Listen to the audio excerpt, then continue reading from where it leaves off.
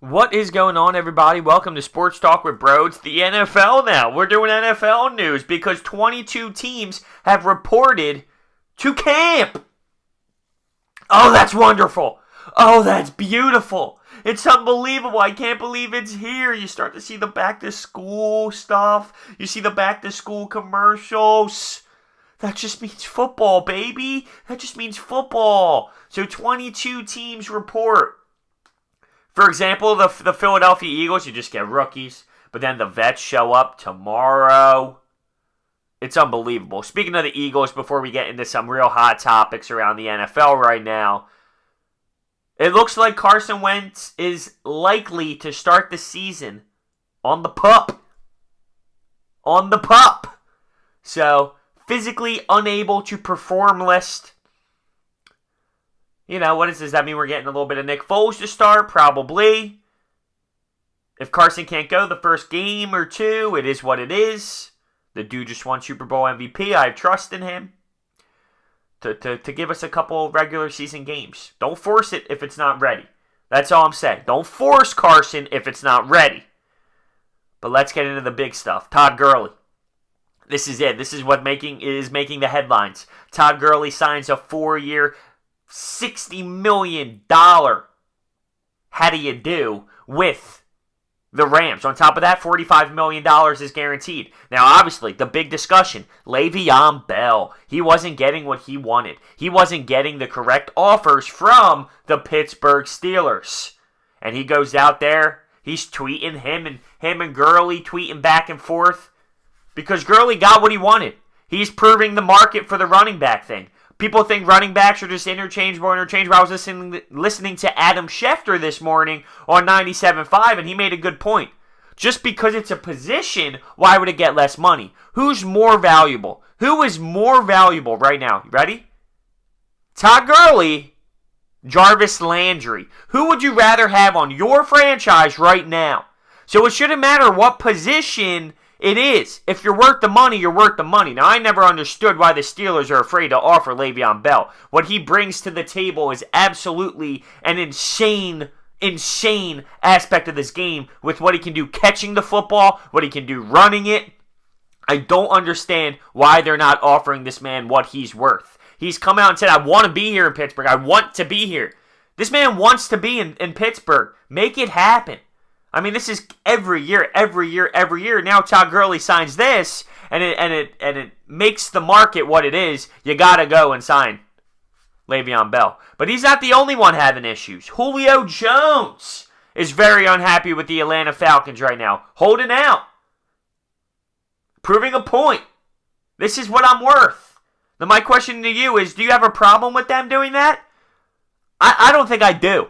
I don't think I do, because they are worth more money than these teams are offering them. So they gotta get their own. They gotta get paid. It's just how it works. I'm not upset with them, but Julio Jones is upset. Julio Jones wants that money. He wants to have a reasonable contract talk. But the Falcons like, no, not this year. Not this year. Why are you trying to make these people unhappy? The ones that are the best on your team. The ones that have provided you the success. I don't get it. Earl Thomas will not report with the Seahawks to camp. The Seahawks are just... whew, right? I mean, and they make a good point.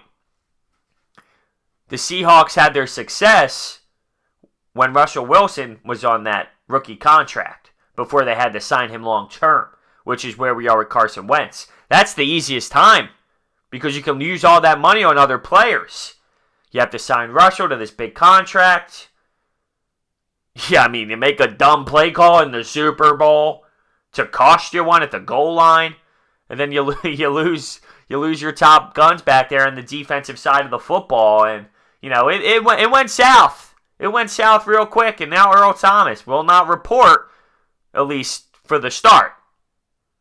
Lamar Jackson, surprising some heads over there in Baltimore, saying he's looking nice, he's looking solid. Now, you know, I'm not saying he's going to walk in there and bang, he's moving Joe Flacco to the side instantly, but I'm just saying that the Baltimore Ravens their eyebrows are raised.